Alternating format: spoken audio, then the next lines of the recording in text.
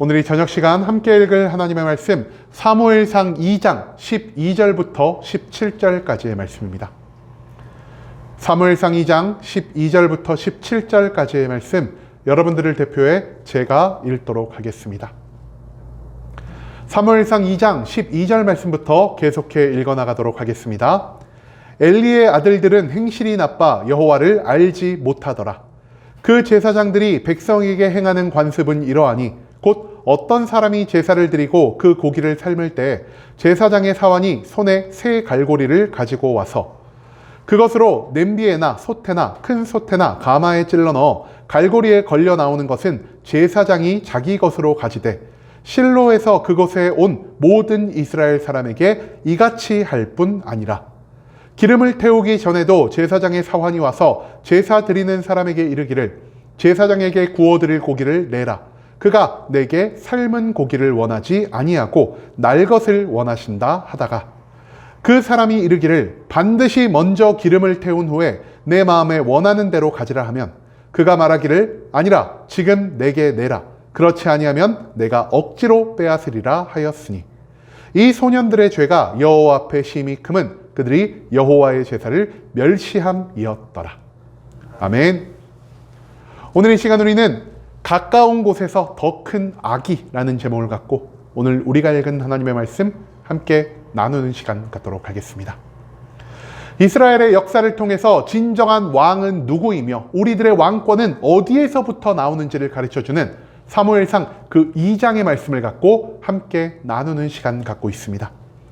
오늘 본문 말씀 가운데에서 우리는요, 사사의 시대가 끝났음에도 불구하고 여전히 이스라엘 가운데 남아있는 여러 가지 죄악의 모습을 찾아볼 수 있게 될 것입니다. 그렇다면 이 죄악은 어디에서부터 발생한 것이며 이 죄악이 어디에서도 일어날 수 있는지 오늘 본문 말씀 한 절 한 절 찾아보며 함께 알아보는 시간 갖도록 하겠습니다. 먼저 본문 12절 말씀에서 성경은 이렇게 기록합니다. 엘리의 아들들은 행실이 나빠 여호와를 알지 못하더라. 이 12절 말씀에서 우리는요, 엘리 제사장의 두 아들들에 대해서 배울 수 있게 될 것입니다. 사사의 시대가 끝나는 시점에서 하나님의 성막의 모든 것들을 주관하던 자는 바로 엘리 제사장이었습니다. 이 엘리 제사장은요, 아론의 넷째 아들 이다말의 후손이었으며 이로 인해서 하나님 성막의 모든 것들을 주관하는 대제사장의 직임을 역임할 수가 있었다는 것이죠. 이 엘리에게는요, 두 명의 아들 홈니와 비느하스가 있었습니다. 그런데 이들 또한 아론의 핏줄을 이어받은 자였기 때문에 하나님의 성막에서 제사장의 직분을 감당할 수가 있었다는 것이죠. 한마디로 엘리와 그 가문은요, 이스라엘에서 하나님의 뜻을 세우고 모든 백성들에게 하나님의 뜻에 따라 거룩하게 살아가는 것이 무엇인지, 이웃을 사랑하며 살아가는 것이 무엇인지를 자신의 삶을 통해 알려야 하는 그런 의무가 있는 자들이라 할 수 있겠습니다. 그런데요, 오늘 본문 말씀에서 성경은 이 홈니와 비느하스가 얼마나 악한 자들인지를 우리들에게 보여주고 있다는 것이죠. 엘리의 아들들을 성경 말씀이 어떻게 표현하고 있습니까? 그들이요, 행실이 나쁜 자다라고 표현하고 있습니다. 여러분, 그런데요, 우리는 이 행실이 나쁜 자다라는 표현을 여기서뿐 아니라 우리가 앞서 나눈 사사기의 말씀 가운데에서도 찾아볼 수가 있다는 것이죠. 여러분, 우리가 사사기 마지막 부분을 할 때 어떤 사람들이 행실이 나쁜 자였을까요? 기브아에서 레위인의 첩을 강간했던 그 불량배들을 성경이 표현할 때 이 불량배들이 행실이 나쁜 자다라고 표현하고 있다는 것입니다. 여러분이 행실이 나쁜 자들이라는 표현은요, 하나님을 거역하는 자들, 즉 하나님이 미워하시는 죄악 가운데 살아가는 자들이라는 의미를 담고 있는 표현입니다. 한마디로 하나님이 저들을 보시기에 저들은 하나님의 언약 백성도 아니요, 하나님의 제사장도 아니요, 하나님을 알지 못하고 살아가는 저 이방의 죄인과 같은 모습을 갖추고 있다는 표현을 성경은 행실이 나쁘다라는 것으로 나타내고 있다는 것입니다. 즉 하나님의 제사장 직분을 감당하고 있음에도 불구하고 위대한 아론의 핏줄을 타고났음에도 불구하고 그 직분에 걸맞는, 그 혈통에 걸맞는 거룩과 사랑의 삶이 아닌 오히려 하나님 앞에서 더욱 타락한 삶의 모습을 보이는 것이 바로 엘리 제사장의 두 아들들이었다라는 사실을 오늘 이 12절 말씀은 우리들에게 가르쳐주고 있다는 것입니다. 그 다음 이어진 13절과 14절 말씀에서 성경은 이렇게 기록합니다. 그 제사장들이 백성에게 향하는 관습은 이러하니 곧 어떤 사람이 제사를 드리고 그 고기를 삶을 때 제사장의 사환이 손에 3살 갈고리를 가지고 와서 그것으로 냄비에나 솥에나 큰 솥에나 가마에 찔러 넣어 갈고리에 걸려 나오는 것은 제사장이 자기 것으로 가지되 실로에서 그곳에서 온 모든 이스라엘 사람에게 이같이 할 뿐 아니라. 이 13절과 14절 말씀에서 우리는요, 홈리와 비느하스가 하나님 앞에 어떤 죄악을 저지르고 있는지를 찾아볼 수 있게 될 것입니다. 여러분, 우리가 아직 배우지 못했지만 레위기 7장 말씀을 보면은요, 하나님은 하나님의 제사를 모두 마친 다음 남은 고기를요, 제사를 드린 사람에게 다시 돌려주라 말씀하십니다. 그런데 제사를 드린 사람들에게 이 고기를 돌려주기 전에 제사장의 몫으로 미리 빼놓는 부위가 2개가 있었습니다. 어떤 부위와 어떤 부위를 대신 빼놨을까요? 우리가 출애굽기를 할 때 간단하게 언급을 한 적이 있는데요. 첫 번째는 가슴살을 빼놨고요. 두 번째는 넓적다리살을 빼놨습니다. 하지만 오늘 본문 말씀에서요, 엘리의 아들들은 제사를 드린 다음 어떤 방식으로 자기의 몫을 가져가려 하고 있습니까?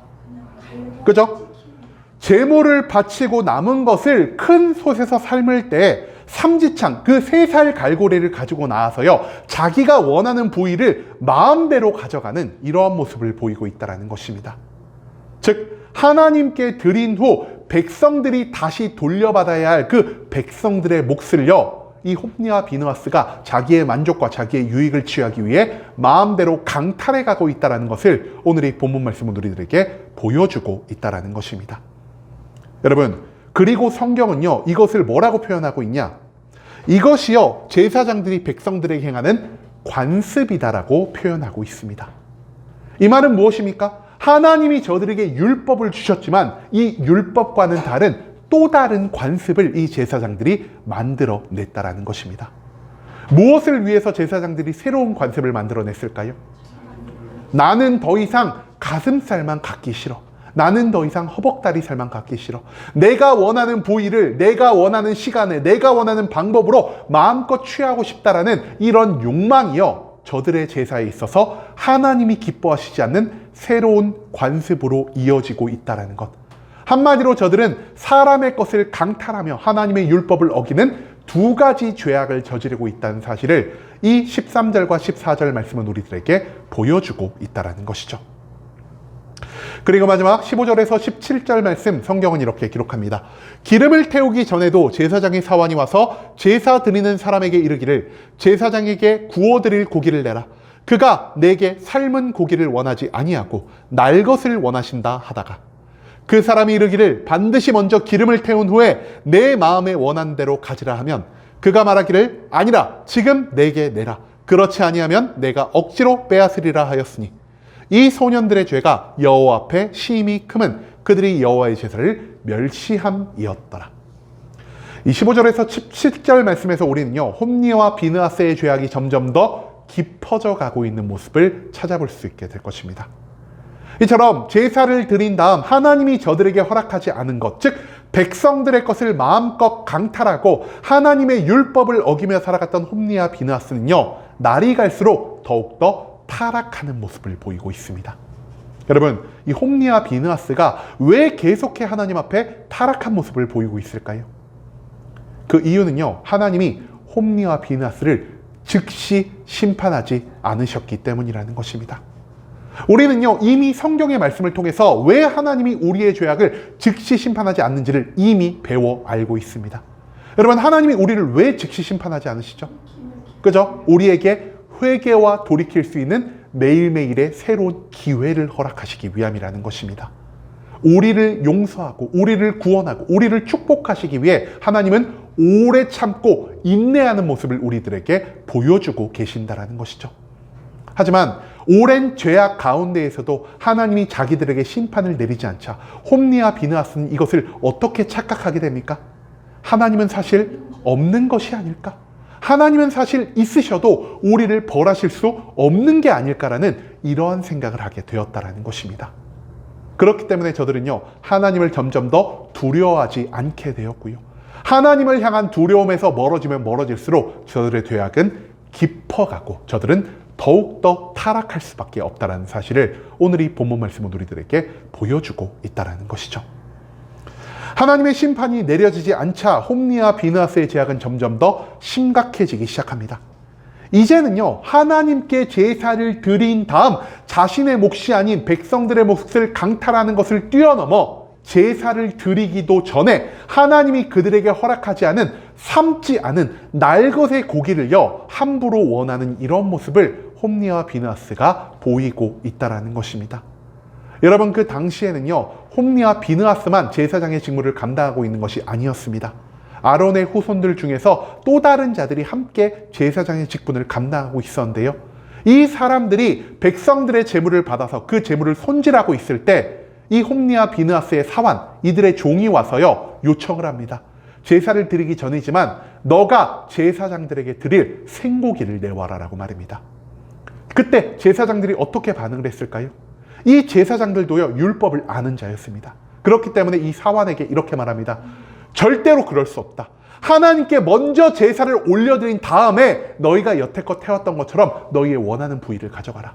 하지만 하나님께 기름을 태워드리기 전, 한마디로 하나님께 제사를 바치기 전 너희가 이 고기를 마음대로 가져갈 수 없을 것이다 라고 말이죠. 그럼에도 불구하고 홈리와 비느하스의 사환, 이 종은 어떤 모습을 보입니까? 너가 내놓지 않으면 내가 억지로 빼앗아 갈 것이다 라고 말을 하면서 제사를 드리기 전에 있는 그 생고기를요 자기 마음대로 주인의 명령대로 강탈하는 모습을 보였다는 것입니다. 여러분, 앞서도 말씀드렸지만 제사장이 받을 수 있는 고기는요 제사를 마치고 난 다음 그 제물의 모든 것들을 삶은 부위 중에서 오직 가슴과 넓적다리살 뿐이었습니다. 하지만 이 가슴과 넓적다리살을요 하나님의 은혜로 기쁘고 즐겁게 섭취하는 것을 뛰어넘어서 이제 저들은요 더 이상 내가 가슴만, 더 이상 내가 넓적다리살만 삶아 먹는 것이 지겨워지기 시작했다는 것입니다. 저들은 하나님을 두려워하지 않는 것을 뛰어넘어서 더 이상 하나님께 감사하지 않는 삶을 살기 시작했다는 것이죠. 그렇기 때문에 저들은요 이제 하나님의 명령을 나의 만족과 유익보다 못한 것으로 생각하였고요, 하나님의 제사를 멸시하며 하나님의 제사보다 나의 욕망을 채우는 것을 우선시하며 살아가는 이러한 모습을 보였다는 것이죠. 한마디로 홈리와 비느하스는요 백성들의 것만을 강탈하는 것이 아닌 이제 하나님께 올려드려야 할 하나님의 것마저 강탈하는 이런 악한 모습을 보이고 있다는 것, 그것을 오늘 이 본문 말씀은 우리들에게 보여주고 있다는 것입니다. 여러분, 오늘 말씀에서 우리는요 이스라엘의 영적 모범을 보여야 할 제사장들이 하나님 앞에서 얼마나 큰 타락의 모습을 만들고 있는지를 찾아볼 수가 있었습니다. 심지어 아론의 핏줄을 이어받은 대제사장 엘리의 아들들이 큰 타락 가운데 있다는 것을 오늘 본문 말씀은 특히 강조하고 있다는 것이죠. 여러분, 왜 저들은요 하나님 앞에 죄악에 죄악을 더하는 모습을 보이고 있습니까?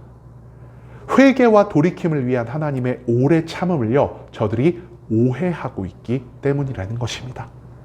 그렇기 때문에 그들은요 하나님의 임재와 가장 가까운 성막에서 죄를 반복하는 모습을 보였고요, 하나님에 대한 두려움이 옅어지면 옅어질수록 그들의 죄악을, 그들의 타락을 더욱 가속화하는 모습을 보이고 있다는 사실을 우리는 오늘 본문의 말씀 가운데에서 찾아볼 수가 있다는 것이죠.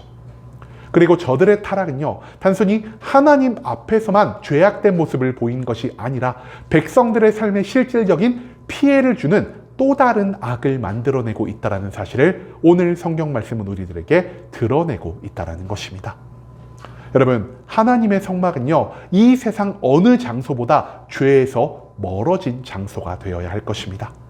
하지만 성막 안에서, 오늘날 말로 하면 이 교회 안에서 세상 어느 장소보다 더 큰 죄악과 더 큰 타락이 발생할 수도 있다는 사실을 오늘 성경 말씀은 우리들에게 강조하고 있다는 것이죠. 여러분, 이 교회 안에서 언제 가장 큰 타락이 만들어질 수 있을까요? 우리가 하나님을 심판의 하나님으로 보지 않고요, 우리가 하나님을 더 이상 두려워하지 않고 살아갈 때 이 교회는 세상보다 훨씬 더 악하고 타락한 장소로 변화할 수 있다는 사실, 그것을 오늘 말씀 가운데에서 우리는 잊지 말아야 한다는 것입니다. 여러분, 이제는 단순히 하나님이 사랑의 하나님이실 뿐만이 아닌 우리를 향한 심판과 두려움을 보이실 수 있는 분이라는 사실을 절대로 잊지 않을 수 있길 원합니다. 하나님이 침묵하시는 기간은요, 하나님이 없다는 것을 증명하는 시간이 아닌 하나님이 우리의 회개와 돌이킴을 위해 오래 참고 인내하는 시간이라는 사실을 우리는 오늘 말씀을 통해서 다시 한번 생각해 봐야 할 것입니다.